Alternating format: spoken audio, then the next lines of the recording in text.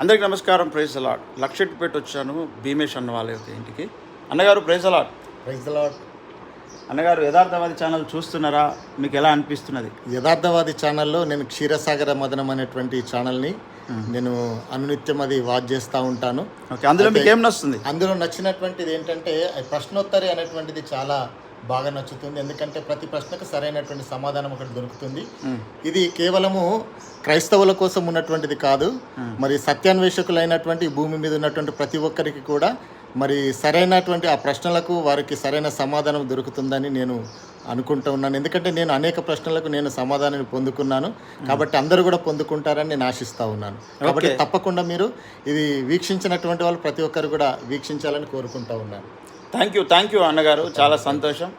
మరి మీరు కూడా ఈ యొక్క కార్యక్రమం ద్వారా దీవించబడ్డట్లయితే కింద కామెంట్ చేయండి. అందరికీ నమస్కారం. Praise lord.